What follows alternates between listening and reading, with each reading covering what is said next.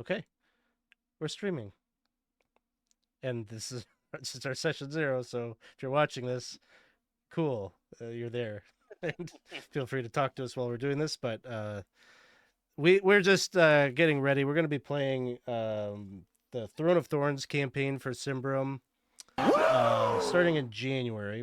We'll figure out tonight, I guess, when our first session is. But um, those of you who don't know, Throne of Thorns is like a 6-book um, campaign that I anticipate will maybe take us 2 years to get through, 2.5, something like that, maybe, if we get there. And a lot I of, will be 70. oh, geez, okay. Is that true?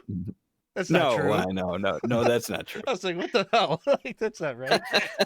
Um, It's like, you look great. so okay, Yeah. so that's the Look at- goal, is to be done before before Chris is 70, which is still way too long to sink into this game. But I know it's one of those campaigns that I think is a beast to undertake, but I've also heard is well worth it.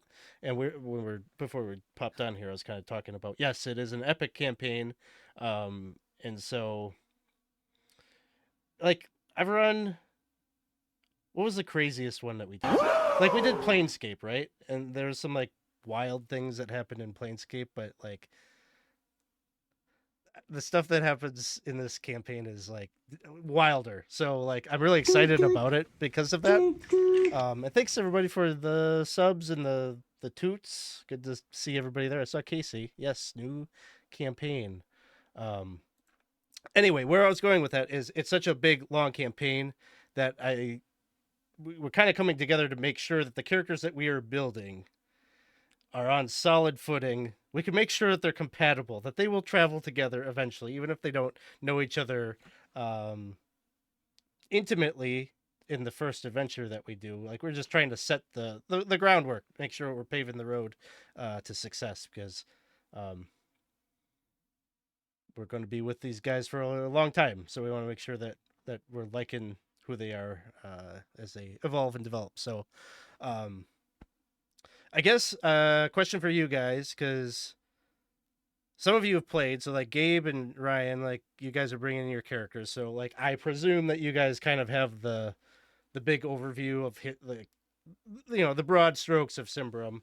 Um, Isaac, I've talked to you and Jenna a lot about Symbaroum. Chris, you're probably the one I would expect maybe knows the least, but I guess how much like historical context do you want before we dive into things? For me, Kind of anybody, like do you want that right away, or are we feeling good about who the Ambrians are and where they came from and what's kind of happening in the world currently?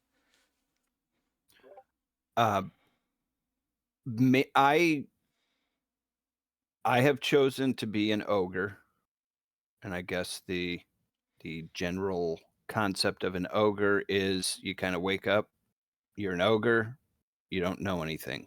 So me personally, the history I'm going to find out playing and such. So That works. That makes it really easy then. Does Chris the player want to know anything? I've read a little bit of stuff, Okay. but yeah, no, I mean, I want to learn the world through the character. So Okay, that sounds good.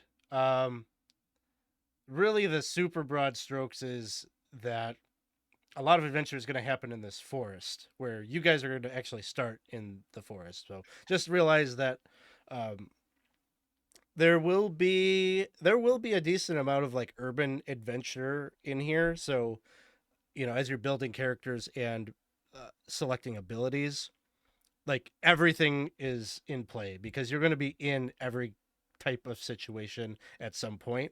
So it's not focused on exclusively exploring the woods, versus there will be plenty of political intrigue. There will be plenty of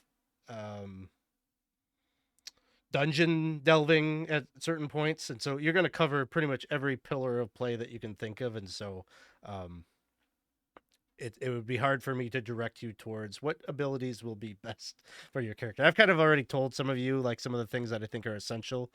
We probably want at least one character that has I think it's the Medicus ability. You want somebody that is going to be able to heal, and I think we've got that covered. And you want at least one character with Lore Master, because you don't want to leave. Lore Master kind of allows you to skip a lot of knowledge rolls. You don't want to make knowledge rolls. You just want the info. Um, and there are times where there may be a knowledge roll that you can make, but only if somebody has Lore Master. So this is a very important one. Um, I saw History Prof was asking if we're going to do the Ruins of Symbaroum, which is the 5e rule set or the original. Yes, we are going to do the original for this. Ryan played with me the first time I tried to get this going. We played original there. Gabe played with me the second time, and we did Ruins just to try it out and everything. And now that I'm back at this, I basically decided after having done both that the original systems, I think Ruins of Symbaroum is pretty good actually. Like if you were to do it 5e translation, I think they did it right. They did a really good job, especially with the magic system and how corruption gets incurred, building that into the 5e system. But it just seems like the natural way to play this system is the way it was originally written. So that's what we're gonna do. Um, I guess before we get into specifics, I'll just kind of point. So we won't go into like deep history or deep lore, but I'll give you like the themes of what the campaign is about. So Symbaroum is very much civilization versus nature. That is very much a reoccurring theme that is going to come about. There are forces in the forest that want the Ambrians and anybody that's in league with the Ambrians to stay the fuck out, basically. Humans had been here before, and we don't know exactly like what they did that like had pissed the elves off so badly, but the elves say that you guys were here a long time ago and you made a deal with us, what they call the Iron Pact. You're not supposed to be here. We will kill you if you enter into these woods, because that was the arrangement. Um, there's going to be a lot said about the Iron Pact at some point. How different groups interpret that, or whether it's even being upheld at all.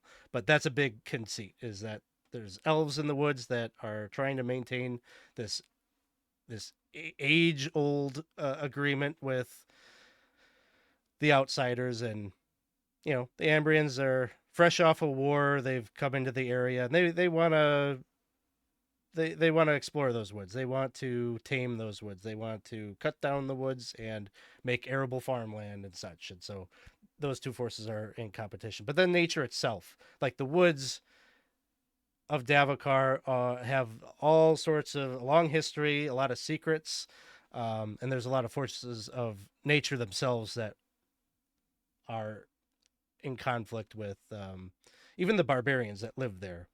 And that's why the barbarians have so many taboos or rules about certain things, because they've got history with dealing with the woods, and then they've come up with their own way of organizing what's okay to do in the woods, what's not okay, and some of what the barbarians believe is built on trial and error themselves. Another big theme in Symbaroum is the idea of corruption. That plays out in a lot of your character. It's a game mechanic, right? Any of you that choose to be spellcasters are going to become very familiar with corruption, because every time you cast a spell, you're putting yourself at risk of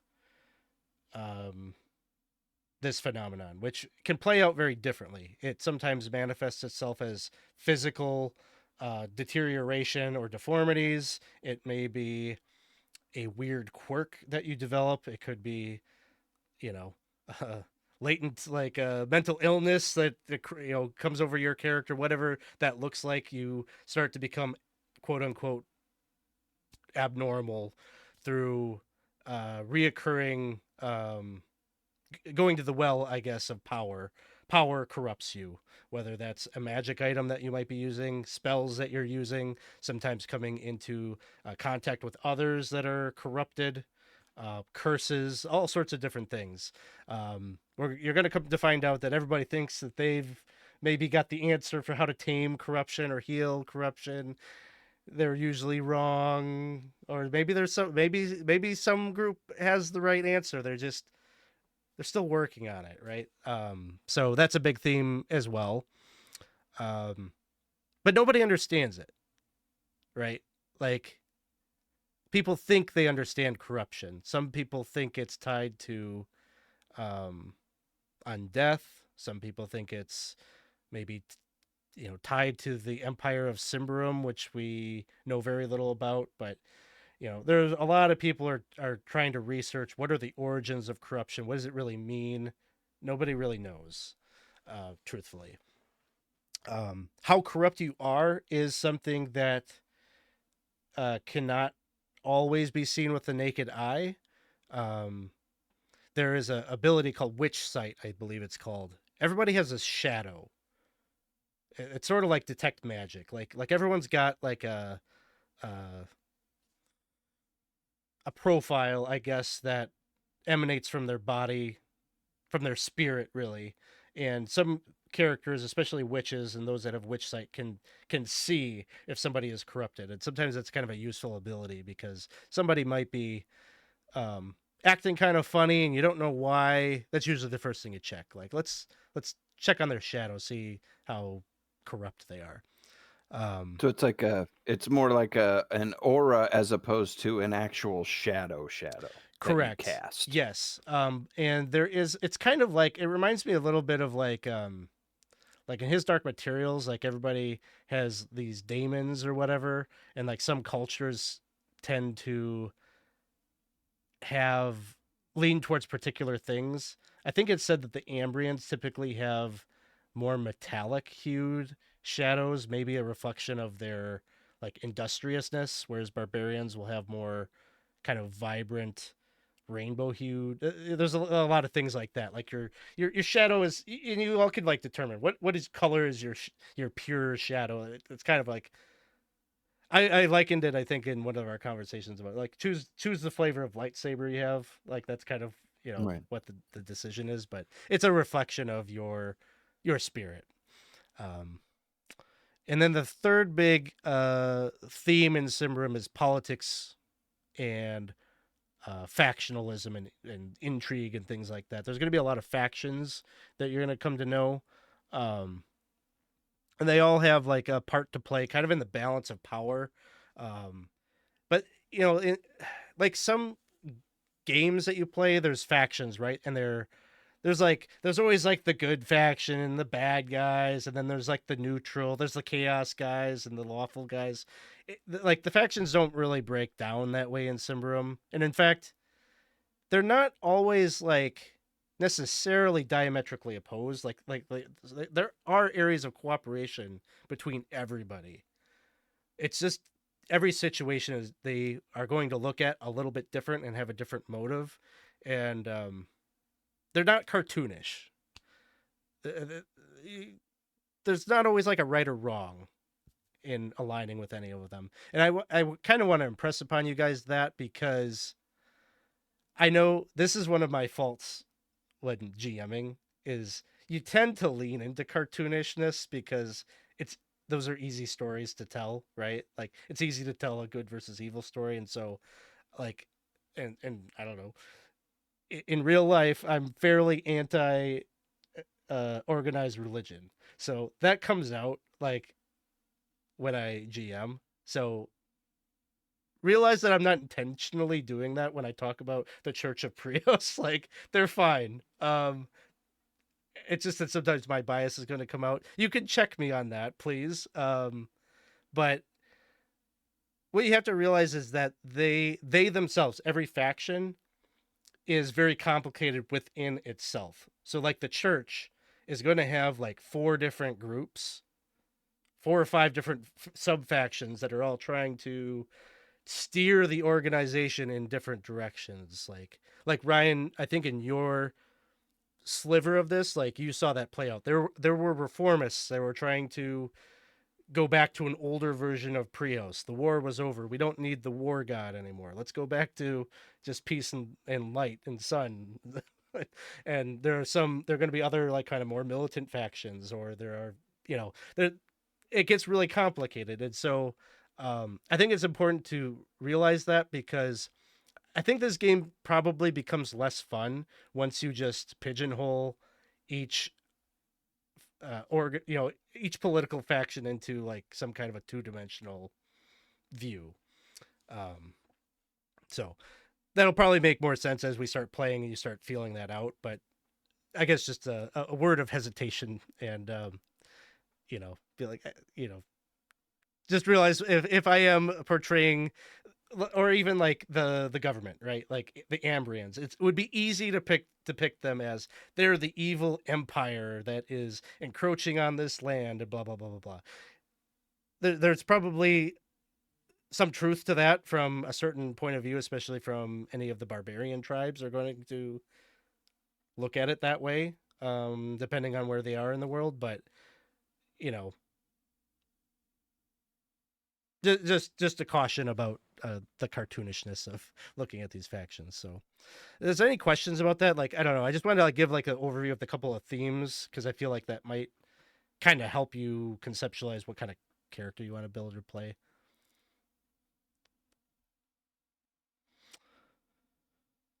But if not, But one question I guess I do have, with 2 characters having like established themselves, I think it's Gabe and Ryan, right? I guess because I didn't witness before, were you guys involved? It sounds like Ryan was involved with the faction of the Church of Prios, and Gabe, were you involved in any of the factions? I would say the Church of Prius, yes. Church of Prios there But too? also Okay. the mayor of Thistlehold. mm-hmm. Yeah. Yeah, so you got an Okay. important contact. I'll let Ryan talk about what his affiliation with the Church of Prios is. So yeah, my character's kind of interesting, right? Because he's a changeling, right? And he's also like an independent, self-taught mystic. And his whole thing is that for years now, he has been posing as a priest of Prios. And that's how he kind of gets by and is able to operate and use his mystic powers out in the open. But there's always this kind of looking over his shoulder, right? Because it's just going to take the right person to question the right thing, to look for the right paperwork, blah blah blah blah blah. Even though he has, worked with other members of the Church of Prios, and they're not really onto him, so to speak. He's always kind of looking behind his back, and I do think, Jenna, there could be sort of an interesting thing there between our characters, since your character's a witch hunter, right? That would be fun. Yeah. So I think in my last campaign that we played, Papanosis played everything very, very close to the chest. But as everybody's sort of politics played out, it became pretty clear that the characters we were traveling with were not exactly friends of the church. And so he was able to kind of be more open and use his changeling powers and stuff like that. But I would imagine in this campaign he would probably especially at the beginning, and with your character being a witch hunter, would probably be playing everything very close to the chest, and would probably be acting very much as a member of the church. I would think so. I'm still trying to catch up on like all the lore because there's just like so much of it. But that is kind of where we're going at so far, and I'm sure we'll get more into character stuff at some point, and I can like delve into the things that I've been that I've been fed so far. But yeah, I'm excited.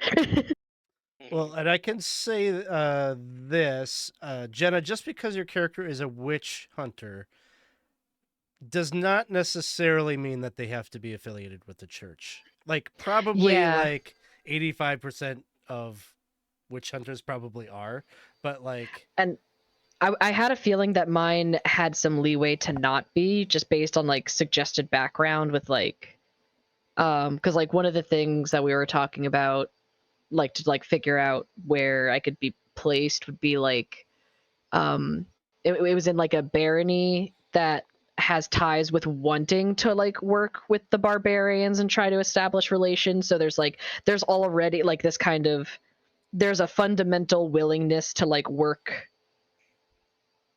beyond the church a little bit, I feel like. But again, I still need to read everything. Like I'm working on that bit of it, but it seemed like already in there's like this a door is cracked open already. Like it's not, I'm not going to be sacrificing my teammates anytime soon.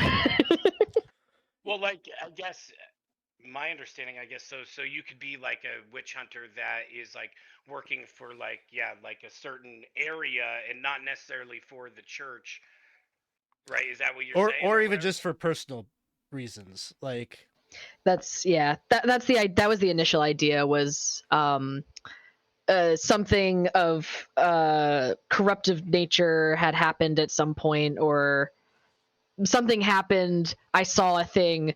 The family was like, "Uh-oh, yeah, no, get out of here. Like, this is gonna cause problems. We'll figure this out later, but you can't be here." So, like, be gone. Like, naughty child, go. And so now they're like, I'm just doing this so I can like earn my place back. Basically, like, is there's plenty of room to like uh there's plenty of room to work with.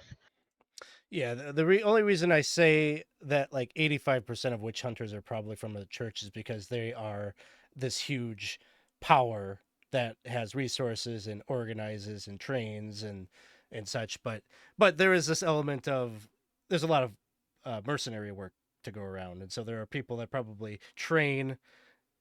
Like Jenna, like your character, depending on how long you say that you've been doing this, like invariably, like you would have had run-ins with other witch hunters, and like more than likely they uh were under the employ of the church. So baseline, like you'd at least be very familiar with like kind of how the church operates because of your profession, but do not feel compelled to like be two-dimensional with it, or that you have to do it a certain way or whatever.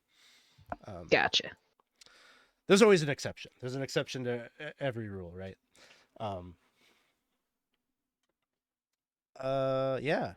So I think the long and short of it is, Chris, for like Gabe and Ryan's characters, I would say Papa Gnosis probably. Like your adventure didn't really put you on the radar with anybody huge. Like Gabe's character maybe has some notoriety in Thistlehold, which is kind of one of the first major cities that we will eventually go to, because he is known by the mayor of Thistlehold and was kind of paraded around a little publicly. So that's kind of a little bit of background on kind of their level of renown, I guess, at the start of the campaign. Yeah, I think Papanosis in general tries to keep a low profile, but it's interesting. I think that's going to be, since this campaign is going to, bring these characters into kind of a high profile, that's probably going to be an interesting part of like the character development. Yeah, absolutely. Maybe the changeling thing will become more useful later on. Mhm. or it may come out in the open. Who knows? Um, I I think I'll give you some background information on like the immediate situation that we'll be thrown into, and then I'm gonna give you guys like a lot of time to kind of tell us, like, those of you that have more defined ideas, like what you're starting out with, those of you that are maybe still trying to piece it together, if you want to kind of soak it in and then talk out the ideas. But really, I just wanted us to make sure that wherever we end up tonight, like we're ending kind of with the, okay, this is kind of the game plan for like how we're going to bring the dynamics together, so we have harmony with that piece of it. But I think you all have like a pretty sound idea of like what the story is that you're entering into. But basically, there is this really small remote camp. Actually, this is a good time to ask you if you can see certain things in Foundry, probably. Okay. So you guys can all see the world or the region map, right? With Davokar in the center. Mm-hmm. Okay. Yes. Yes. I am curious then if There is a little book that if I click on it says Cylindrous Hope.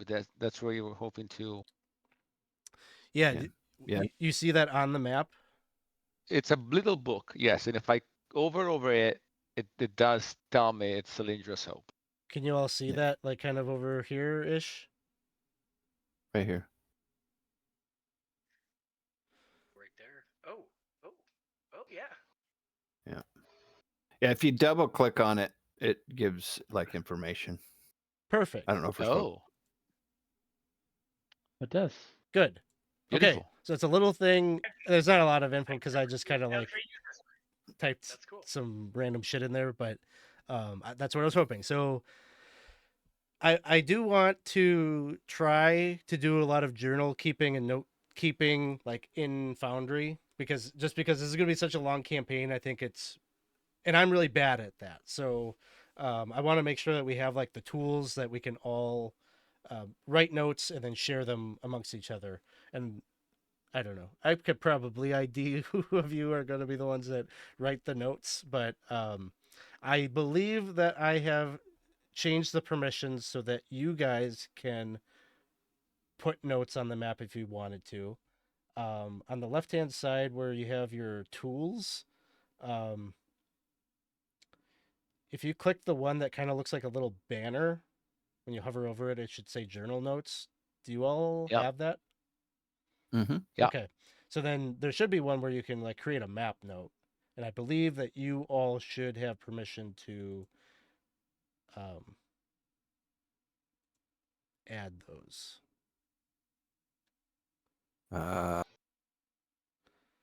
Quest tracker, toggle objectives, quest log, toggle Create note, map. create map Create map note. note. Yeah. Yep. Okay. Where what? It's a little weird. You have to hover over it. It's the little book one. And then there'll be a little text thing that'll say create map note. You have to then move your mouse over the word create map note and click that. On the sidebar? Yes. Yeah. Top left.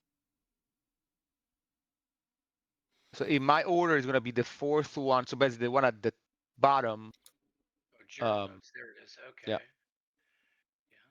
So Jenna, first you have to click the little banner button that says journal notes.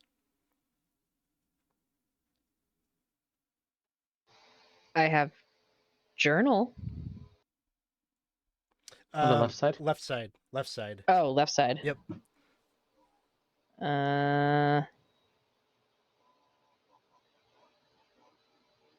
No, it's okay. I can figure this out later. No, I want to figure it out now. I want to make sure that everybody is set up right.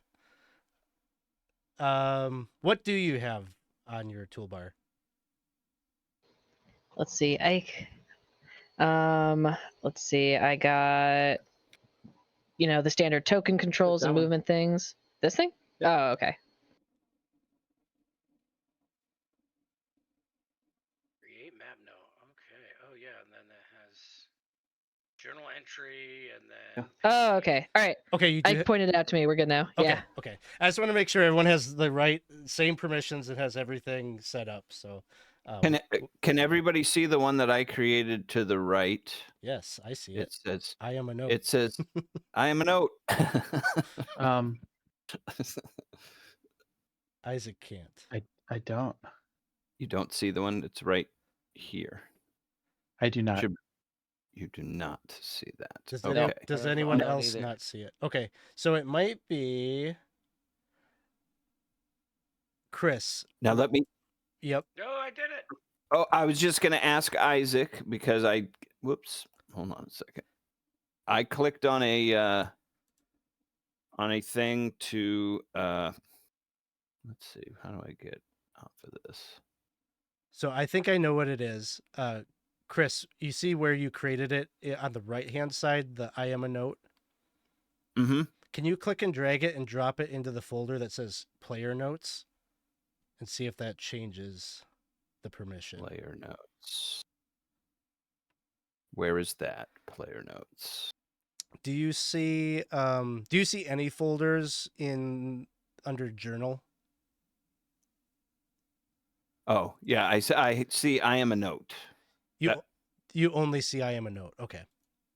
Correct. Well, and Fever of the Hunt. Okay.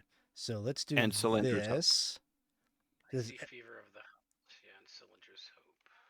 does everyone It's click even click not off that journal and then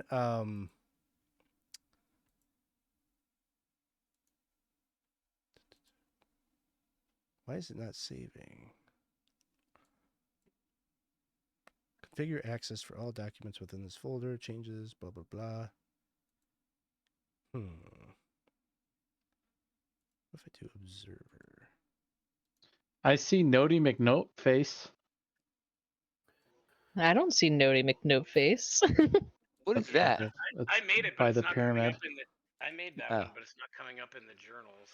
It's weird. It's not saving my ownership configuration. So let me see. I just have to go into settings and see what the issue is.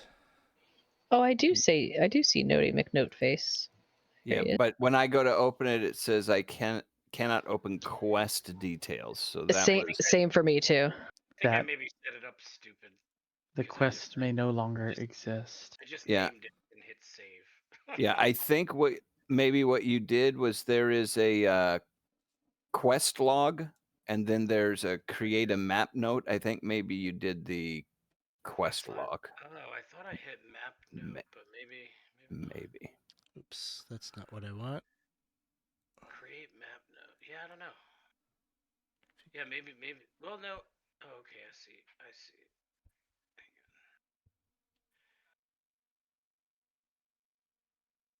See, okay, let me close that. No, it does say that you guys are supposed to be able to do that. So I made one over by Temple Wall. If we can see if it opens, I'm not sure. Temple wall. Oh, there we go. I have to click create corresponding journal entry. There we go. There's pee pee poo poo.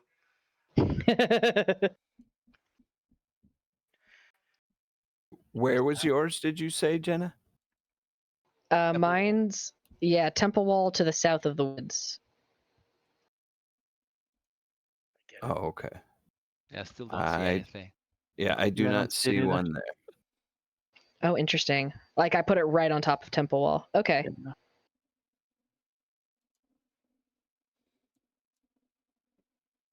Interesting. But then again, I don't see even Poopy Poop or any of the others. So I don't Yeah. see pee pee poo poo. I see it in the journal too. You don't I see the one where Can you see where I'm pinging, Gabe? Right above Yes. the pyramid. oh, now I see it. Oh, I see. Now I am see. not- I am a Yeah, note. I am a note. There's I am a note. okay. Oh, there's Jenna's So- map note test. Oh, it's loading for me. Okay. Everybody stop. Because Yes. We're going crazy. you guys are going crazy. So I made that happen because I was able to change the configuration or the ownership. So I just need one person. I'm gonna go with you, Chris, because you made the first note. Okay, You made I am a Alright. note, right? correct. So I'm going to undo what I did.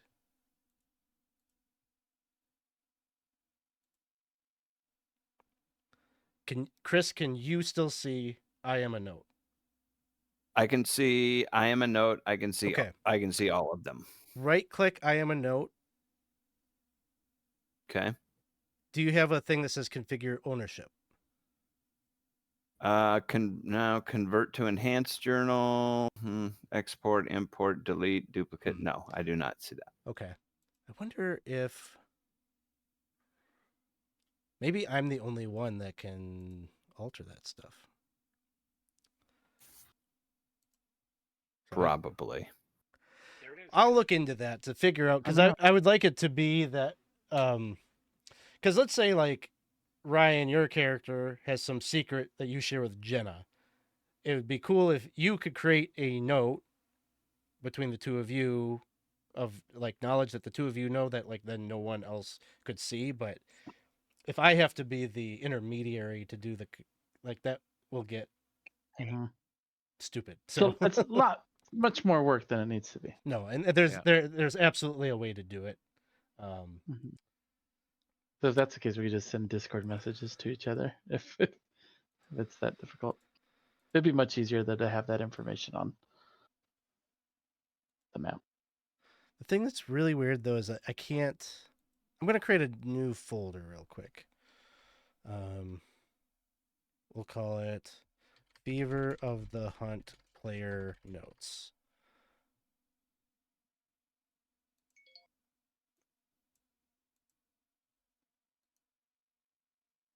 Edit the folder.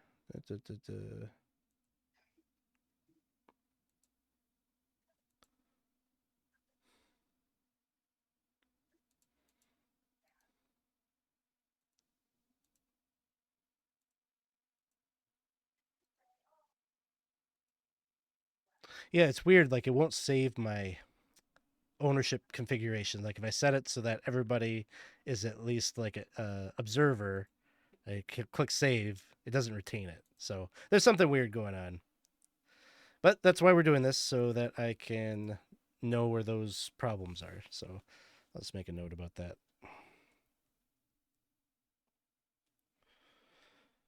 Anyway, you guys get the idea. Is that I'm hoping that we will use these tools to log all this stuff, so that we'll have notes on the map where specific things were, and then just like notes in the journal. Like maybe we could designate like a person each time to like have like a little log of the cliff notes of what happened during the session or whatnot. Um, someone in the chat, TKK says, as a player, I could not edit the location notes on Foundry. The GM had to do that every week. Oh, yep. We talked about that. The XP allowances, the Foundry sheets are not set up right. Yeah, we've got. I've learned that also. There's got to be a way though. There'll be. I'll look into some of the like plugins or whatever. I thought I had downloaded like the right ones to make this work, but clearly there's some permission things that need to get sorted out. So anyway, but the good news is you can all see the map. So struggle with that every Foundry session. That So. just in itself Yeah. is good, right? Yeah. Well, these should beyond like our first session, because that I don't have a module for. But once we're in Throne of Thorns, like I bought all of the Throne of Thorns Foundry things, so they should be good. I guess time will tell. But my hope is that like that's where like I want to have like a player folder in there that I can drop handouts in there, easily for you guys, so that it's all organized and we're not just like searching for things every time and spending a bunch of time on it. So yeah. Makes sense. So where I was going with that was where that note was. That's essentially where Solindra's Hope is. So it's not so far away from Thistlehold, but it is in Davokar, and it's across the river Ianor, and it is this really teeny tiny little settlement. Probably refer to it as a camp more than a settlement. There's a couple of structures there. Like there's a gambling hall, there's a little tavern, there's a general store, and then there's like a wooden palisade that surrounds it. And then right next to it is this huge hill that all these treasure hunters have flocked basically to this site to dig at that hill. If you look at that note for Solindra's Hope, there is a little map, I believe, that I included in that. So, there we go. This is what it looks like. Oh, So this is the camp, the town, and then the hill is literally right next to the camp. There's no journey to get to the hill. It's you go, you dig, and then you crash and you sleep. That's what they're doing. And round the clock, that's what they're doing. They're digging to exhaustion because most of the people that are going out to this hill are fanatical. Like they have some strong conviction that there's something in that hill that they really, really want. It's a specific thing. Each person is looking for a different item that they dreamt up. Some higher power spoke to them, and they believe without a shadow of a doubt, even though it's totally illogical, that 200 some people all have the same thing that is missing is in this hill. Everybody, for the most part, is of like very strong conviction that it's there. And there's some profit motive that has popped up here, and so there are some NPCs that are making money off of this. There are some, I don't know, maybe there's some NPCs that are just hiding out here because it's such a crazy kind of thing that it's a great place to go unnoticed. But whatever the case is, all of your characters are here. I'm thinking that some of you are going to be the law enforcement, essentially. Things get kind of drunk and crazy, right? At the end, a bunch of people digging in the mud all day. They go and they drink till they sleep. So like shit happens, right? So you have to have some security because people are finding stuff. Like there is some stuff in that hill. Like there's some people have claimed and shown up in the camp with fistfuls of gold. So even though it's like illogical, there's like enough evidence that even the most skeptical among us can't refute the fact that there's something going on. So that is why you're here. I'm going to tell you about a couple of the NPCs here, so you have some tethers potentially that you could build off of. But probably the most notable among any of the people that you will find here at Cylindra's Hope is Silvercheek. Silvercheek is the closest thing that we could think of to like a mayor or someone who's coordinating any services or anything in town. She is the owner of the tavern. She owns the gambling hall. And if any of you are coming into the story as like mercenaries to like keep the peace, she would be the person that pays your wages. She's an Ambrian woman, middle-aged, and she wears a silver mask that covers her face. Just as an aside, I've been doing a lot of reading online about Symbaroum things. There's like a lot of people that wear masks in Symbaroum, and one of the good theories I found was that maybe the guy that does the art for Symbaroum is really bad at doing faces, and so he's just covered them all with masks. Because it literally seems like every other character has like a mask and some like really good reason why they wear a mask. And when I don't want to draw a face, I give them a mask. So that sounds great to me.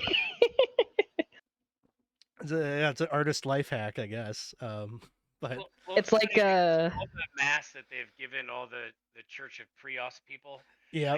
For some reason in my head, I just think of them as like Mexican wrestling masks.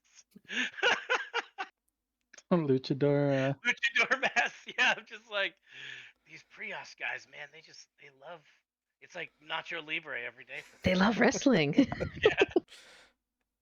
It's true. Yeah, I think like the first token that you gave me like definitely had that vibe. Yeah.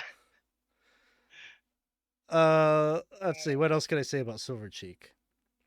She's pretty jovial, pretty friendly. Like pretty much everybody has a good thing to say about her. Like it seems like she's doing a reasonable job keeping the peace here. Another character that you would probably all know is Semmel. Everyone kind of knows Semmel. He's another Ambrian, but he runs the general store. So invariably, like everybody needs to get some more pickaxes or shovels or whatever. If you need to like send a cart to Thistlehold to go and get something more specific, like he would be the guy that probably you would talk to like send a wagon back and forth. He's the one that would deal with any couriers or anything like that. His prices are elevated. A lot of people probably grumble because they all know that they could get X, Y, or Z cheaper back such and such. But in Semmel's defense, he would always say, you know, like, look where you're sitting in a mud hole. Like, what do you want? Like it takes time. You know, I've only got so much shelf space. Like, you're paying a premium for the convenience because where else are you going to get these things? So he's a little defensive. He's some people, you know, if you're new in camp, some people may tell you that he's a bit of a pushover, that if you flex a little bit, you might be able to get the price that you want if he's truly afraid of you. But other than that, this is probably true. If you've learned that he's a bit of a pushover, it might be because you've even witnessed it happening. There is a gang of barbarians in town. They call themselves, you know, by this really cute name. They're the Leg Breakers. They visit Semmel probably once a week to take whatever they want, or at the very least take it for way less than it's probably worth. And for maybe reasons unknown, it doesn't really seem like Silvercheek puts a lot of pressure, especially if any of you are working as enforcers. You probably will have brought up this observation to her, and she will not seem very concerned about it. And she'll just say, let it go. It's not worth disturbing the balance that we have here. So, speaking of them, the leader of the Leg Breakers, his name is Devarik. He's a bully. He's probably... No. Leader of the Leg Breakers? Yeah, he's kind of a jerk. Most people try to stay away from him. You know, he's like the guy, he shows up at the party. The party's over. No one wants to hang out with Devarik because it's just he's an asshole. There's another character, an ogre in town named Roughneck. Ryan, I'm going to say when you meet Roughneck, she's going to remind you a lot of Temper in some ways. Okay. She is the only person that is still here employed as kind of security after, you know, some of you maybe are getting hired on. The reason is because the other guys left. Like everybody quit except for Roughneck. And Roughneck kind of shows signs when you talk with her. You can tell she uses some barbarian lingo. If you get into it about like superstition kinds of things, like she'll bring up taboos that she believes in and things like that. So there's no doubting that she's got some ties there. But for whatever reason, she's sticking in town. You often see her in the evenings patrolling around. There's a big campfire. You can probably see it on the map. Like this is where everyone's hanging out at night. Everyone, there's a big kind of communal meal. Someone will go and hunt a boar, bring it in, and that'll feed the camp for, you know, several days or whatever. So she's usually patrolling kind of around there, specifically during the nighttime hours. And when you don't see her on patrol, she often is at her little shack near the town entranceway, and there's a stump. She sits outside on the stump, and she's always got like a book that's just like comically small in her big ogre hands. But I don't know. Probably a lot of like people in this world are illiterate, and so to see an ogre with a book reading is probably something that makes you do a double take anytime you see it. I think those are probably like the four that I'll focus on. There's like a population of 200 here, so we could talk forever about all the people that are digging out at the hill. But I'm gonna get there are some of them that you will come to know very intimately, but I'm not gonna point them out just yet, because if I point them out now, then you're already gonna be like, there's something weird about that guy, because Alex talked about him in session 0. So I'm not gonna do that. But just know that there is probably about 100 or so people that are actively digging on that hill at any time.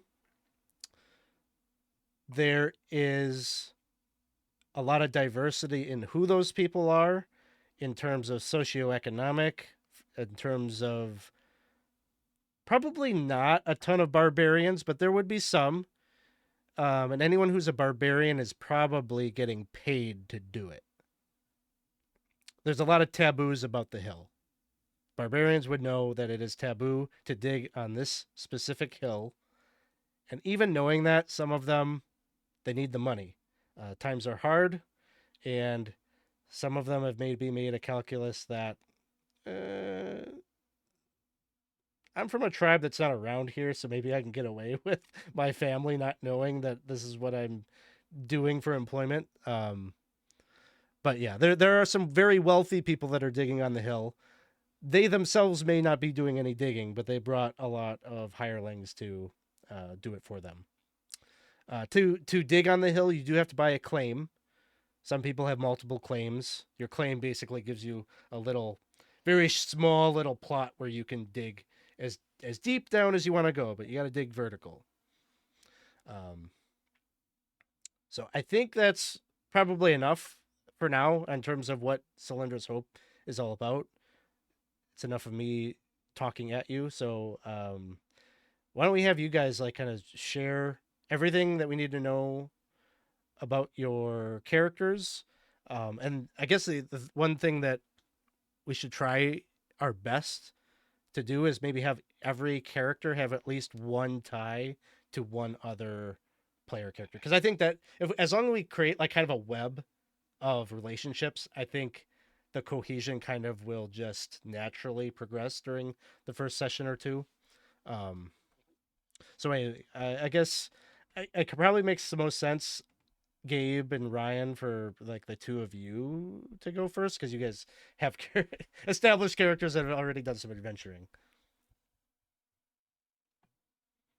I don't know, Gabe, do you maybe want to tell us what we need to know about Val? Yes. So Val is, well, first of all, just to push on the stereotypes, Val is behind a mask. So nobody really knows what it looks like. Full on barbarian ritual mask, very elaborated. Doesn't seem any time. It doesn't seem even to take it out, like sort of Mandalorian style, like never out. So what you would know and see is that he's clearly of barbarian stock, culturally, linguistically. He walks and talks and behaves like a barbarian. Full on barbarian clothing, axes, throwing axes.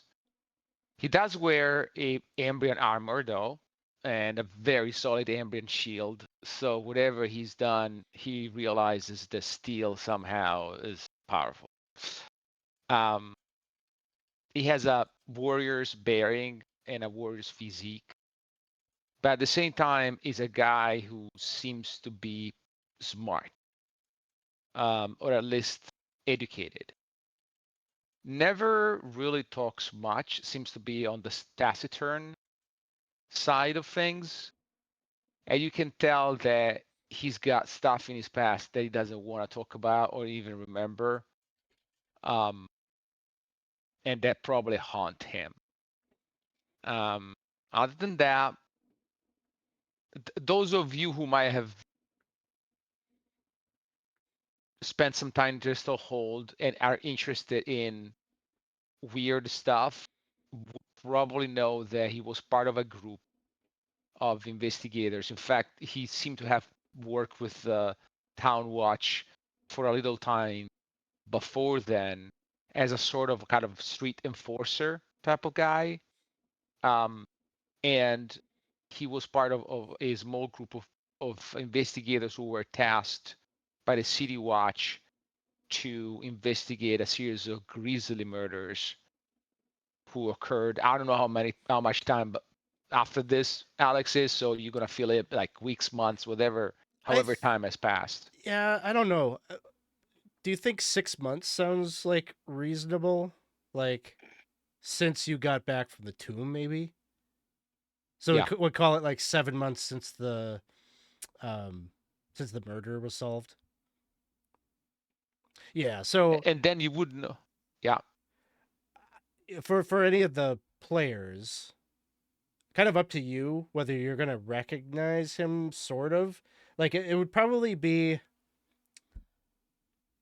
if his name came up and you spent any time in Thistlehold, you'd probably have like this nagging like I've heard that name, but like I don't know why. Like enough time has passed that the solving of the Flair murders is kind of out of like, you learn about this thing in the news, it's in your memory for about a week, and then you forget about it, right? So it's probably like that, but for that brief amount of time, like your name would have been like pretty prominently traded among people because it was all the gossip at the time that this Flair slayings and such. Then after that, Val kind of disappears. So that's another thing that they probably either because, again, as Alex is saying, the news was stale or some other reason, but he kind of disappeared. And then suddenly he's back in Salinger's Hope, basically trying to work as a lawman or lawman assistant or deputy, probably for this Silver Cheek lady. So Yeah, that I think it's basically established that you're going to be like mercenary, right? Like sword for hire, yeah. earn a little paycheck here in Slender's Hold. Um, it's not too far from Thistlehold, but yet, maybe it was just time to like kind of get away from all the news of all those bad memories and everything. But I think it makes sense that um, maybe you're like the guy, like you're like the head guard, like you're the one that we're putting the big shiny star on, right? Because you do have Kind of. some fame for whatever that's worth, and in comparison to anybody else, like I think Val is like the person probably that Silver Cheek would entrust with that responsibility. Now she's going to also say, with you being the number one, that the ogre that is already there is her number two. So your deputy is Roughneck. We'll see what Chris comes up with, but you might have two ogres that you have to wrangle. I'm not sure. That sounds familiar. A new responsibility for. Yes, it's very. We had two ogres in the first campaign.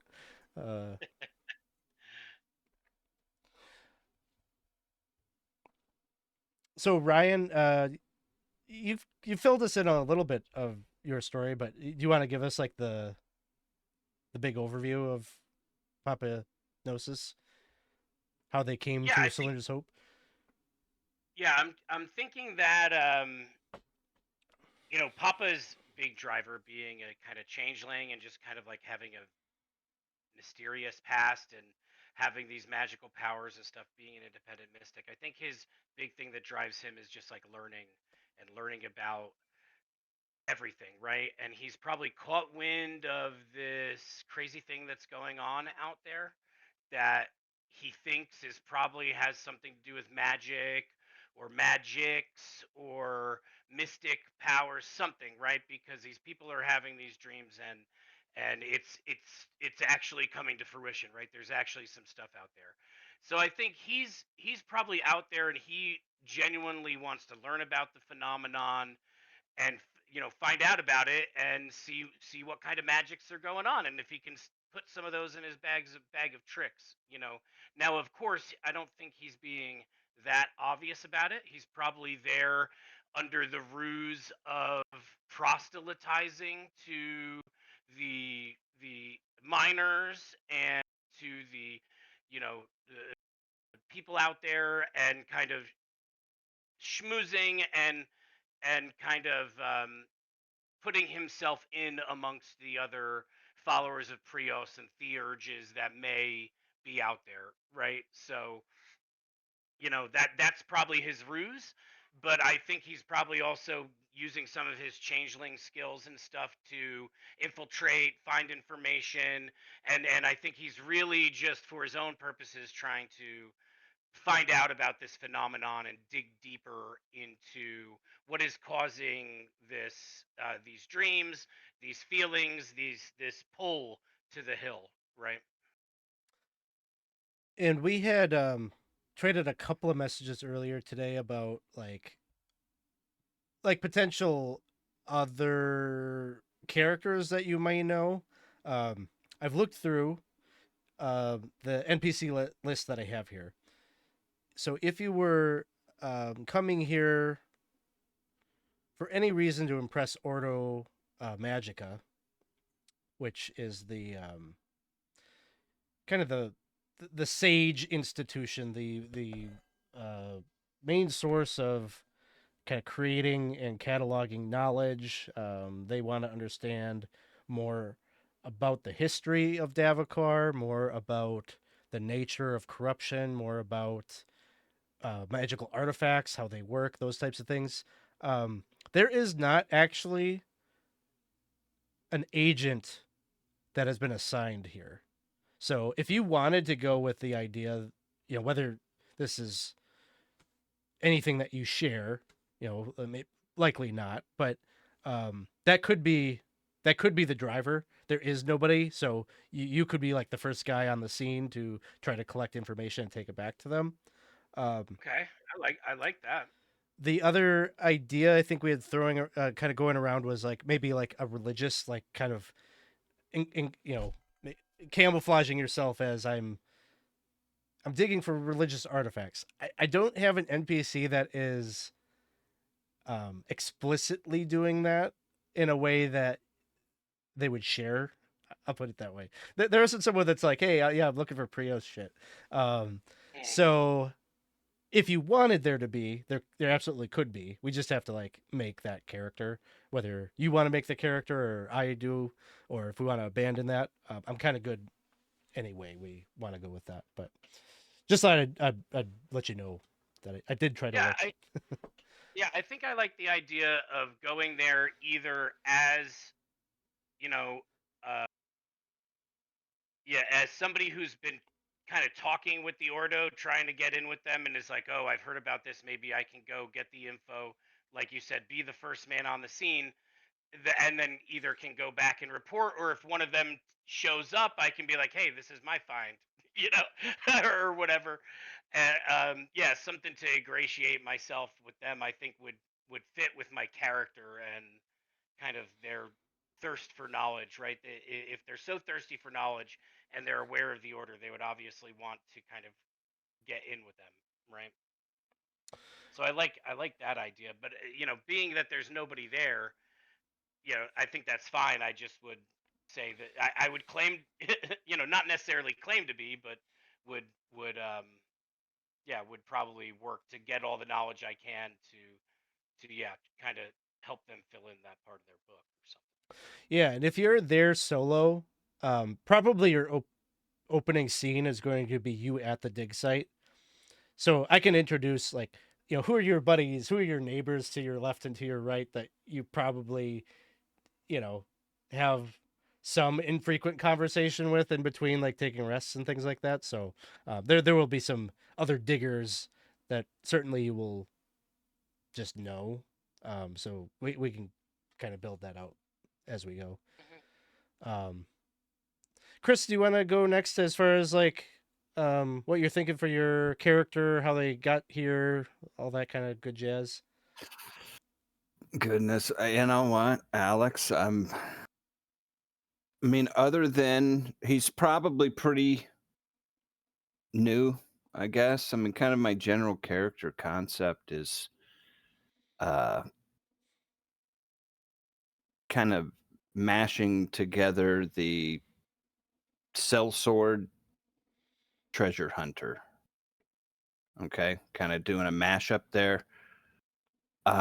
He's probably pretty, he hasn't been around a real long time. I mean, he would have kind of come to in the forest. This probably was maybe the second place that he came.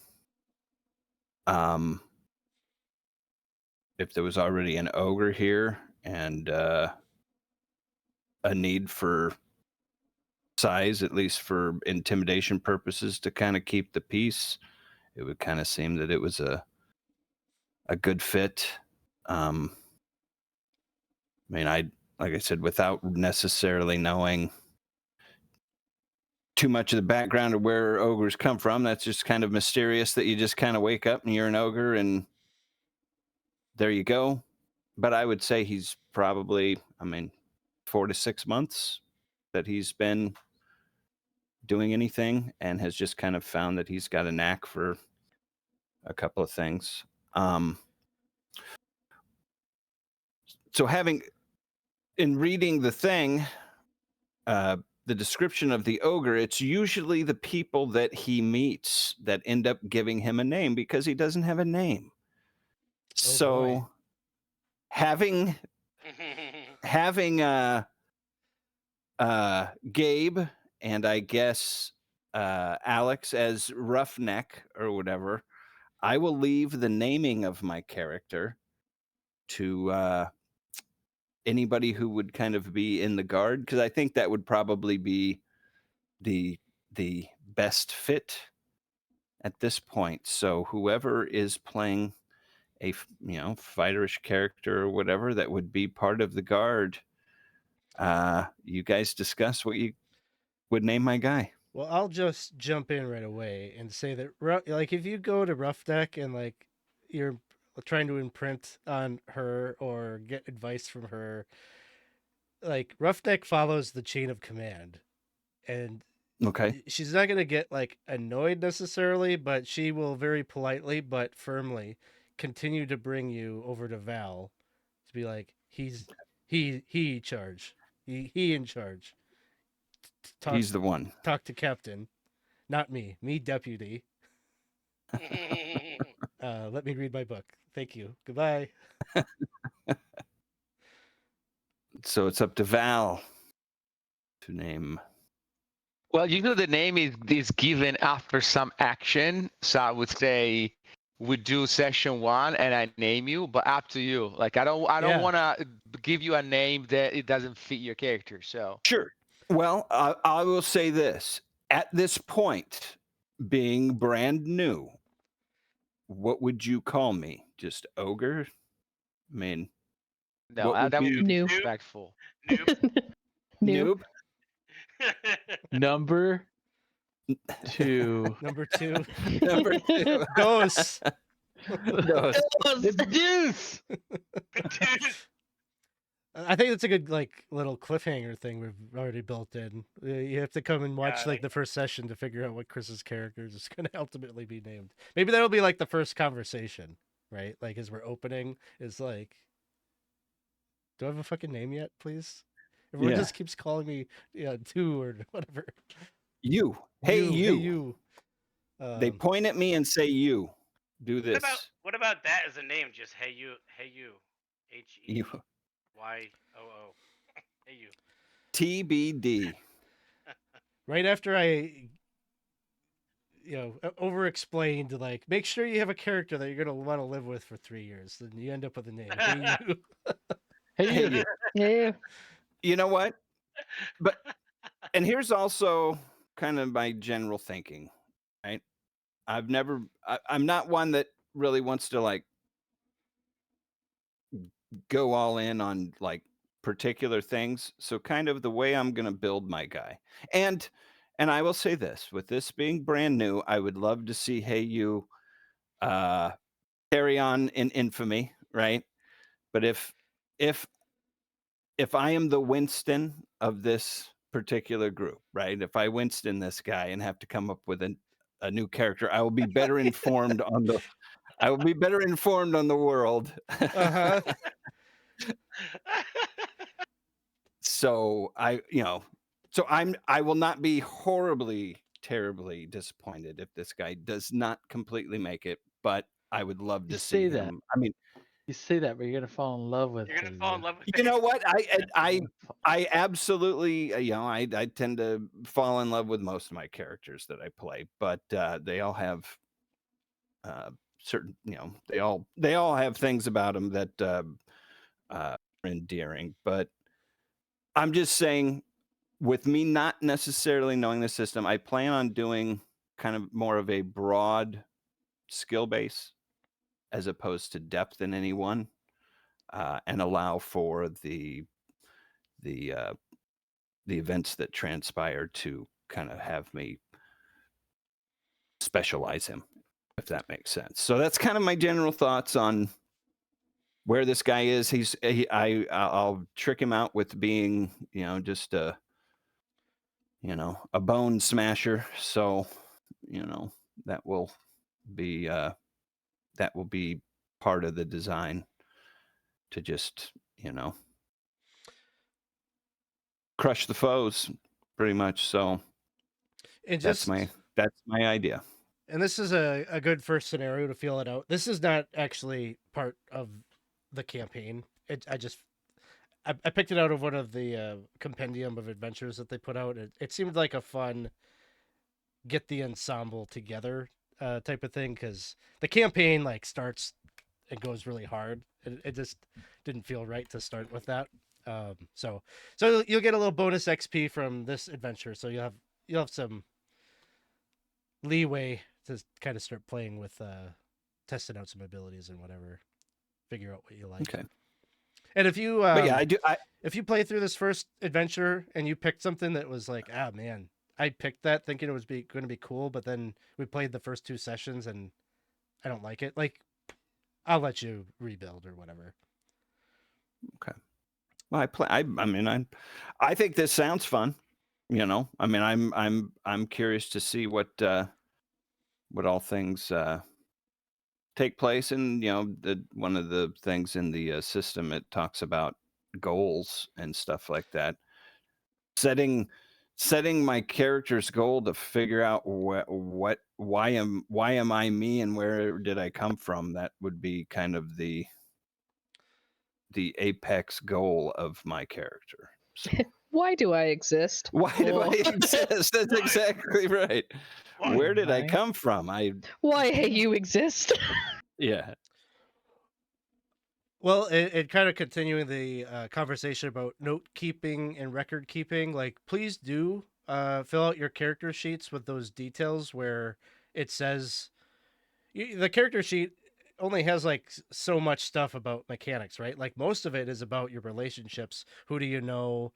What are your goals? What life events have transpired? Because especially if you go to a convention and play Symbaroum, when they give you like a pre-gen, it's pretty like loaded with all of that detail, and like each character has like a mini novel that you can kind of go off of, which is really cool because it really helps you to play the character. And so if you write out all those details, you put that stuff on your sheet, like I'll look at them. I'll be using them to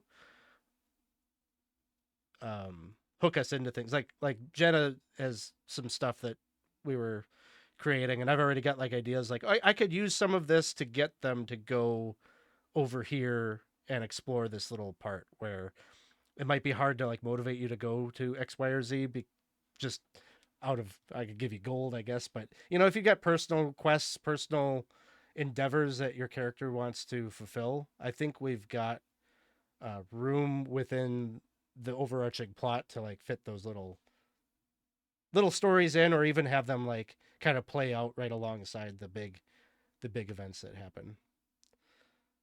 So And one other thing, I mean, as I've been thinking about this guy, right?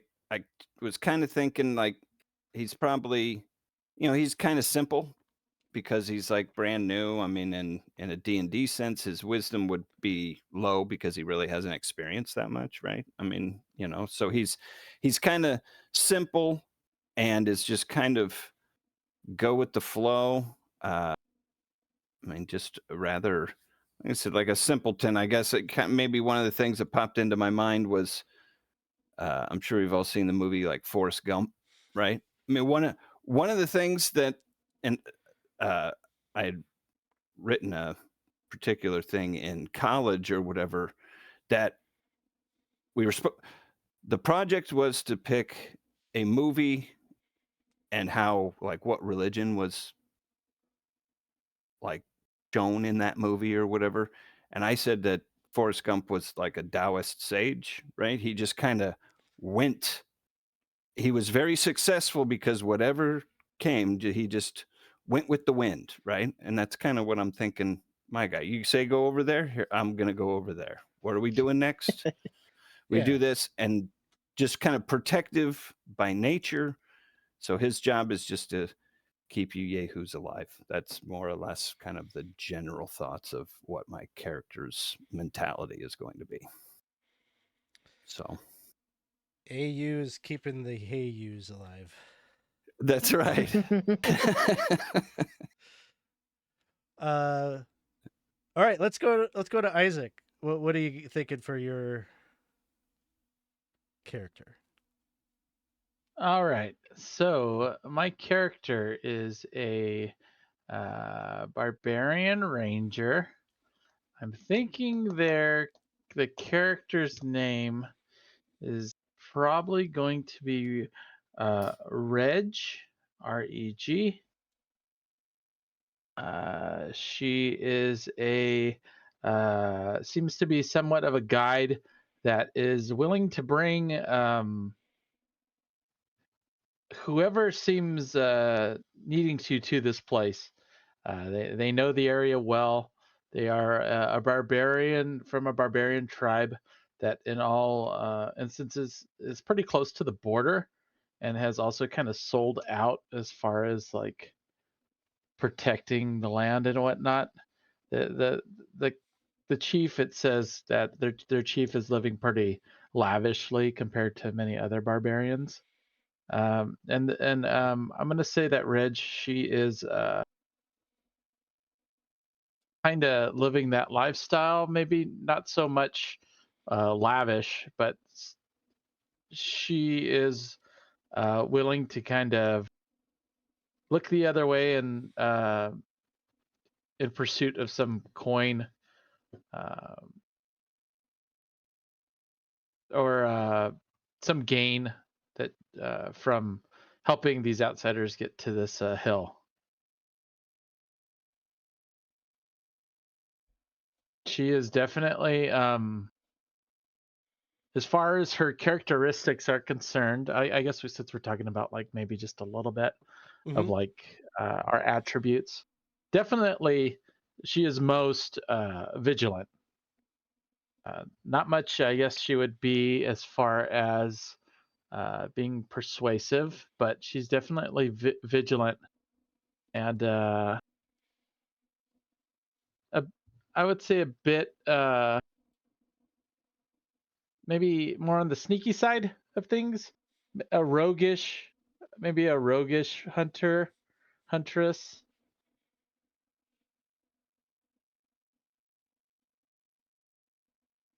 So that's pretty much what I've kind of come up with so far. I feel like maybe just being she's not necessarily, I don't think she would actually be engaging in the dig, because I mean she knows better, right? Obviously she's not going to do that. That's crazy. That's We're a not step supposed too to touch far. that hill. Yeah, but I mean I could get people there as long as I'm not the one doing it. Then who cares, right? Bend the taboo a little bit. Yeah. Yeah, that makes sense. Wonder if maybe because we were thinking about trying to connect some characters. I wonder if maybe in my travels and in my trying to find out about the area that you were maybe a character that I recognized that I could kind of pump for information or pay for information. about the hill and the area and the history, knowing that may play in. Mhm. You know, because Papa's got 100 theories on what could be going on. You know. Yeah, I mean, I'm sure that she would tell you that she is very well informed about the life of every barbarian tribe and whatnot, and she would take the most as much care of you as she would her own newborn babe. Well, that Yeah, I'm thinking maybe we're not like necessarily friends, but maybe we're a businesses, so have had Mhm. some business in the past. You know. it makes a lot of sense too, just because Papa Gnosis, like you literally just came over from the mountains, like you don't know barbarians because like you were still in Albertor up until like a year ago. So, um, and then I don't remember at the end of our set of adventures, like you went with the the heretic, right? Like you guys like went to this like community where all other faiths were like acknowledged and welcomed, right? So Yeah. even up in the past, like up until now, like you kind of have all also been with people that aren't really from the Davokar region. So you having like a cultural guide like makes a lot of sense. Um, Yeah. Maybe I'm continuing to pay you to give me information, help me fit in. You know, that type of thing. Mhm. Yeah. Maybe you're a business associate or business associates. all right, Jenna. All right. So what I sort of have in mind is what I've got written down so far is I am a Ambrian human witch hunter. I'm thinking her name's gonna be Gretel Carlio guy because all the I noticed a thing in like the book where it said like a lot of kind of like upper ranked or like families that are like kind of like higher in rank have like my guy goy like some kind of like that tacked onto their name to kind of show that. And my thought was that maybe my character kind of came from a place of relatively high station, not crazy high, but you know, high enough. Um, her family works in let's see, it was the barony of Fairless, and so it's like in an area where they're trying to like establish like relationship and like trade with like barbarian tribes in that area. And so the thought process so far is that the way she became a witch hunter was some point in her maybe like in her youth or somewhat like maybe like young adult age. She had accidentally stumbled upon maybe like a taboo that she hadn't heard before or something. The taboo involved led to some sort of visible like corruption, something that was fairly obvious, like that she had done something wrong, and her family was like, we've been working too hard to like get ourselves set up in this area, like to work with the barbarians here. You need to leave, otherwise it's going to be messed up now. Like, this is a big uh-oh. She gets exiled, she leaves. And so now her goal, she's like bitter about it because she's lived a very comfortable life at this point, and now she's just like she's got to take care of herself. So, and she has within the time period from then until where she is now, however long that is, she's managed to take care of herself fairly well. Um, but she wants to have some modicum of her original life back, either whether it's earning her way back into her original family or earning a new station somewhere else, and that's kind of where her goal is. I foresee her kind of being more of like a hunter, but like their hobby is research. Like I took up the lore master, lore master, and I plan to like level that up fairly quickly. Beast lore as well, privileged, of course. So that's kind of the direction that I've gone with this character so far, and then now it's just kind of like placing in the little details, but that's the overall gist. Okay, I've got some questions. So Oh. you said that you did come into contact with some obvious corruption that you incurred at some point. That's what I'm thinking. And then Something big enough to force her to have to leave, maybe. Like, but then you said that you took care of it. Who or maybe what faction do you think you maybe would have Oh. reached out to? Who would have helped you to take care of it? That's a good question. So the kind of the obvious options would be the church, like Ordo Prios Magica. or It could have been, it could have been someone in the Queen's Rangers. It could have been someone in government, family friend that is a part of like the noble class. Could be a barbarian, like a witch might be. There's possibility of a witch knowing how to undo that. I guess what I'm thinking is like it could be a link to another character too. That's what I'm trying to think of, because like gut reaction, like I could see just due to Ambrian background, she'd go to the church, but also again because of like just background, she'd probably be comfortable going to a barbarian to seek out help, because clearly like they have these taboos for reasons. Like maybe if they can figure out what taboo was broken, then there could be a fix that could be applied. So I could see probably either one of those options. Maybe the barbarian, because it seems like we have more barbarian leaning characters. Like I know Garthok's character is like pretending to be like in the Church of Prios. But if I remember right, we have two people with like a barbarian background. So maybe that would be better. Maybe like through that there's a meeting. If we're looking for a connection, I'm sure that, I mean, my character is always looking to try to take somebody through the wood for a price. So Yeah, and it probably could with be as promise, simple as whatever. you sought out the Huldra of Isaac's character's clan, which put you two in connection, like whenever he was back home, and saw that you were an outsider in the village, right? That, and then your character has reason to have asked about Cylindra's Hope, and there's Yeah. I know Cylindra's Hope. Do you have any money?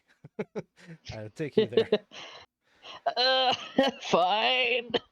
Yeah, I think that would be good.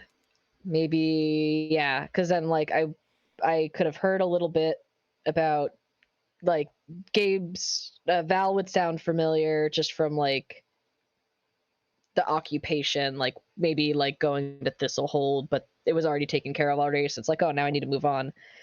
Hey, barbarian Reg, do you know someone who can like deal with this? Or I'm probably getting the order of operations mixed up here, but that sounds good so far. With like, okay, we have someone that it's like, oh, okay, like I recognize their name, like someone who's famous, and then with Reg, I have like a contact to get with like I forget the title, but like the witches, and then like so there's another one. An easy one is maybe we just so happen to travel like with with Papanosis at some point, like with Reg at the same time. And then eventually, like, the only one I'm not sure how to make the connection with quite yet is with Hey You. Okay. Well, we'll keep it simple. Ryan named Isaac's character as a connection. It sounds like you're naming Isaac's character as a connection. So you're both like, I've literally got a little thing of arrows, like, right? So they both chose Isaac. So then, Reg, of the characters you don't have, who would you choose as somebody that maybe you have a tether to? Either preferably like either Gabe or Chris's character. I'm gonna say Chris's character. Maybe I don't know. Maybe they after because they're kind of just there's a lot of downtime, I guess, in between. Really, because I'm kind of sitting there at the site, so I'd probably get to. What if like you know the area, right? And this is like your backyard, like, and homeboy just routed out of nowhere in the woods. What if you just like found him and you Yeah, know like I guess so. Found me and brought me here. Yeah. Yeah. yeah, The like, big fucking like- ogre. Hey, I know where there's another Yeah. one. I don't know. Is that racist? I'll he's take like, you to "Are you my daddy?" He's like, "No, but I know another ogre." Yes, I check up on you, and I am yeah, maybe we've kind of had a kind of light friendship bond going on because of it. Sounds good. I like that. And then Chris, it sounds like you were naming Gabe as your kind of employer, authority person that you report in on, and also the person that's going to give you your name. Yes. Surrogate dad. Surrogate dad. So then, Val, who would you name as a connection that you potentially have? I think I would probably go for Reg or Reg. Sorry, I didn't Reg. Reg. Yeah. Because I think it makes sense that he probably used her services to get here the first time. Everybody knows Reg. I was about to say, it probably works for Isaac, you know. Yeah, that's fine. That's okay. That works. Everybody needs to, when they come to town, you need a little Reg, you know. Mm-hmm. I am predicting Reginald that Carruthers. he's the one that brought everyone to town, and I don't know how the first scenario will end, but I'm guessing that Reg is going to be the person that gets everyone out of town. Yeah. One way for however that shakes out. That's what my prediction. Cool. Get you in and out. Oh, that's cool. Now all the arrows kind of connect into everybody. That's cool. Yeah, I don't. Obviously, this is a very strong group of storytellers. You know, you guys always role play your characters to an amazing degree, and you always tell good stories. So I'm not like concerned really about the group not coming together or falling apart. I think we all understand the mission, the goal in the first scenario, which I'm going to probably allot 2 sessions to. I can't imagine it going any further than 2 sessions because there isn't like a dungeon that you go, like, it all plays out right here. So it's like kind of event based. So even if you guys didn't do anything, the adventure just kind of will do its thing. It's really about you reacting to the things that happen within it. So we'll probably spend 2 sessions on it and then just lead us into the bigger campaign, which I'm very much looking forward to.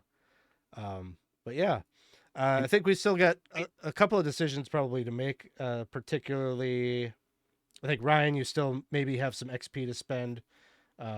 Jenna, Isaac, and Chris, I think you're still playing around with abilities and attributes and things. But as soon as you've got those Yeah, just fill out that PDF and send it to me, and I'll make sure everything is looking golden in Foundry.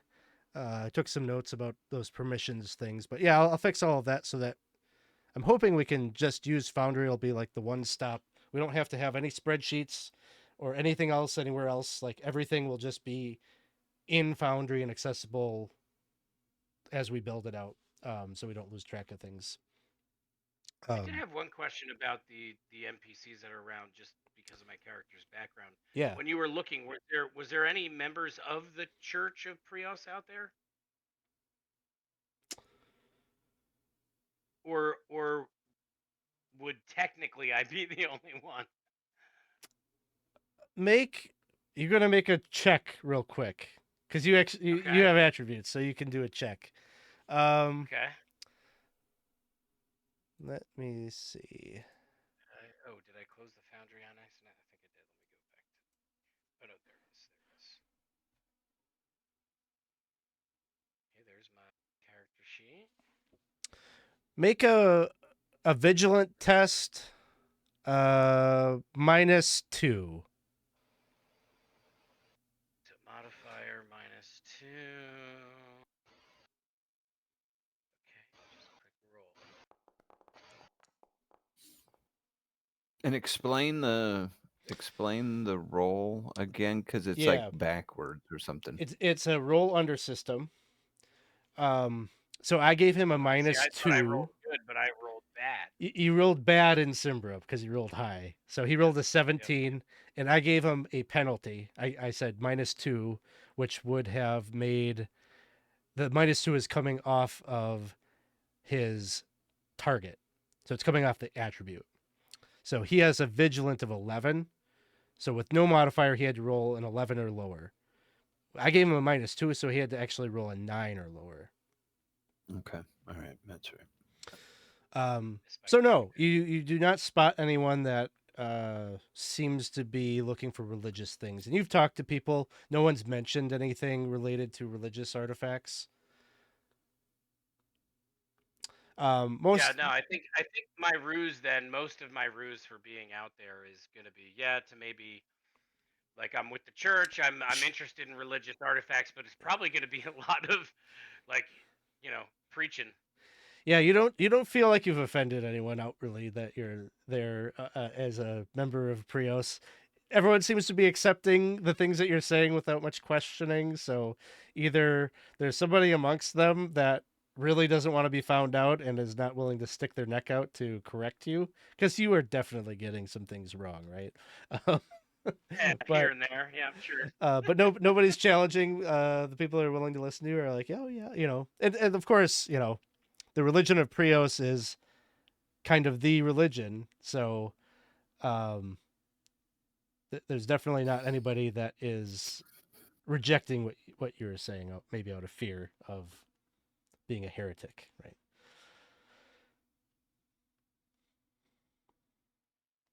Yeah, and then people would sort of know me and wouldn't be surprised if I'm out there digging and being like, oh, Because I think one of my theories, I have a bunch of theories, but one of my theories is there may be some sort of magical or mystical artifact out there that's like calling to be found, right? I will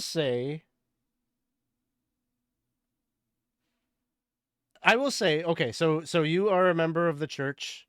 Everyone knows you are like the unofficial faith leader in the camp, right? So there's Right. Yeah, somebody. that's what I would try. That's what I would try to set myself up as. Yeah, and there's someone that must be buying into it, because there is a widower named Arkali who he's looking for his wife, who he says is dead, but he believes that she's in the hill. So he comes to you every day and asks for a blessing and a prayer that today's the day he's going to find her. And he'll tell you, like, he tells you the story of how she died, but he believes that she's in the hill and is alive, and he's going to find her. So a little taste of some of the crazy that you're about to probably meet in the first session. Yeah, I like it. I like it.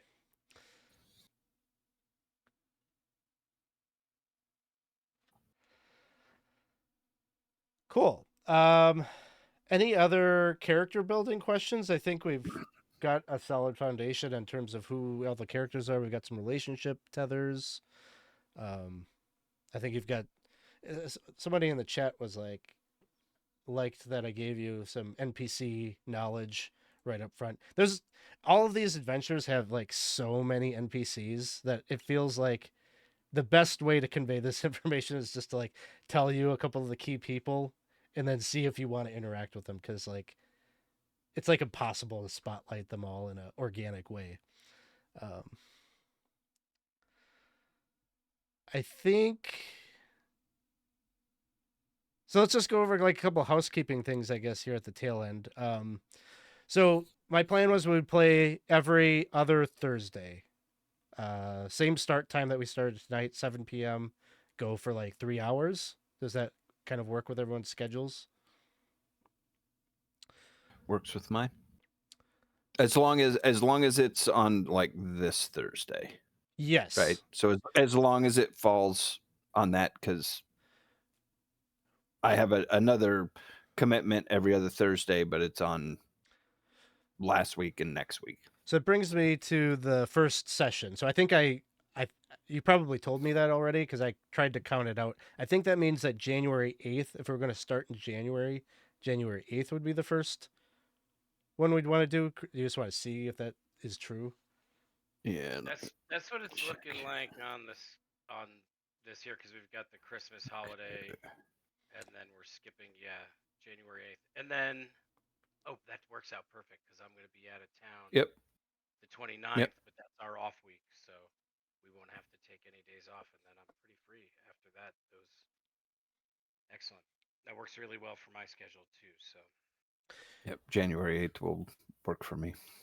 As far as like player absences, I was thinking kind of keep it the way like we were doing it for, or we're trying to do for Dolmenwood, that like if one person is missing, like maybe we'll like kind of play it by ear. Like if we're in the middle of someone's like personal narrative, probably not going to like play if they can't make it, right? But if one person's missing and we feel like we can at least meet and play, even if it's just to do some shopping or something, we'll do that. If we think it'll be like we're gonna leave this person in the dust if we play, we'll just skip. But I don't know. I guess I'm not really coming up with a rule because I'm kind of being wishy-washy about it. But that was sort of what I was thinking. Like limit, if one person's missing, we'll make a judgment call about whether we play or not. If it's two or more, I think we just have to. The system is, from what I understand, just so deadly that I wouldn't really want to go without more than one gone. Makes sense. Yeah, that makes sense. As far as the Foundry stuff, yeah, like the reason that I'll have you guys do character sheets and submit them to me is I just want to make sure that like all of the compendium stuff is actually on your sheet correctly, so that if you're trying to reference your abilities or you're trying to make an automation happen, that it'll actually click and work. I know the first time, like Ryan, when we were trying to use the Foundry stuff, I did not have it correctly set up, and then everybody was like doing different things with their sheets, and it all got kind of a little fucky. So I'm gonna try to like iron it out and just make sure that I'll just be like the one person that's like messing with your character sheets, at least in the beginning until we get rolling, and then maybe I'll let you guys do it more. But I think like shopping, when it comes to like you find an item, I will handle like putting it on someone's character sheet and making sure that everything gets assigned correctly, just so we have that consistency. Because I know I always like feel weird about that, because I grew up like playing with pen and paper around a table, and you just kind of assumed everyone was tracking your stuff. But having been a player myself, I know I never do, and everything is wrong and nothing is right. So I'm gonna try to put the clamp on some of that so that we at least start out on a good good footing. Well, especially because it's like a different system we're not used to. The character sheets are a Yeah. little confusing and stuff. So on that note, since I have some XP, what I'll do over the next weeks is I'll probably make a little character sheet for Gnosis too, and then I'll send that to you just for this additional stuff to add on, so that you can add on whatever needs to be added on and make sure we're aligned. Yeah. I need to get back to you about everything that I'm going to let you do with XP. Rerolls is definitely going to be one of them. But I'll draft up a document that has the things, because I may allow you to be like, oh, you got a crit fail on something that or maybe like there's like an attack or something that would take you down to 0 or something. It would be a fatal blow. Maybe I'd let you burn a point of XP to like take a lesser hit or something like that. I don't know. But I do want to kind of use XP as a resource in addition to just buying abilities, but allow you to do some cool stuff with it. But I will say, corruption is there too. Like, you want to propose something really wild and say that you're willing to accept a point of permanent corruption for it, I will probably entertain that. And so, because permanent Like, corruption, I'll grow a tail for this. Let's do yep, it. yep, it'll play into some really interesting role play scenarios that maybe you have to take on, some task or something with a group that you don't like to get it undone. There's some interesting things that could happen. So we will use all of the things that we have in our toolbox for narrative play. But also, I guess the other rationale is I want you to have those tools because it is a long campaign, and I am rooting for your characters to survive to the next session. So I'm okay with them surviving to the next section with some really weird consequences, but really weird consequences are better than death in this game, probably, in my opinion. I also think the really weird consequences, just with the whole political thing, you just make good storytelling. You know Yeah. what I mean? Complex, fascinating storytelling. Did I miss anything? Is there anything else that was like essential to talk about? I think so. I think we hit all. I'll just say I'm looking forward to this. So Yeah, this is gonna be cool. Mm-hmm. We got a good crew. It's a fascinating world, and we've got a crazy campaign to go on. It's gonna be cool. I guess the one thing I will say is this, because I don't know if I told you how long it would be. It is 6 books. It's really like 6 half books, because each book is only half of it is really the adventure. The other half is like background stuff and extra rules and stuff like that. But it's a long haul campaign. I would guess for those of you that played Dolmenwood, it's probably going to be that length of time, probably 2.5, could be 3 years. Everyone's personal lives change a lot in even just a few months, right? So if there ever comes a point where you're just not able to commit to the campaign anymore, there are no hard feelings. You just let us know how we need to handle it. If it's you need to be gone for 6 months, if we find a reason for your character to exit but be able to come back in, totally fine. If you're just not digging it because it's too dark and depressing and you're like, no more of this, that's also okay, because it is like it there are some weird kind of grim topics that come up, and I know different things in role-playing games have hit me differently as I've gotten older or as I've become a dad. Like some things related to children that I was fine with, like, irk me a little bit now. So like those types of things, totally understandable. Just let us know, and like we can make sure that we always either hold a place for you, or if you need to close out and maybe we have somebody else step in. These are all options. But I just want to put that out there because I know I've been in campaigns where maybe it's just gone too long and I don't know how to say I need to exit. I hope you don't feel that way with me. Just let me know and we will work it out.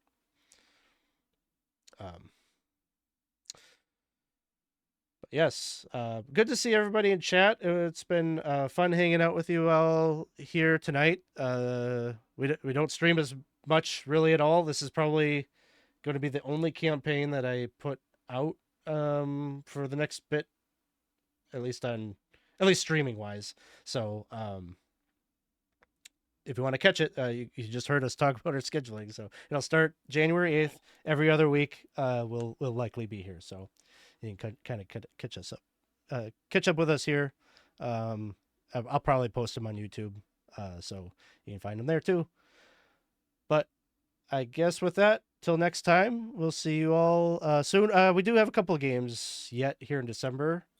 I think next Thursday, we had a DCC Sailors on the Starless Sea that we need to wrap up.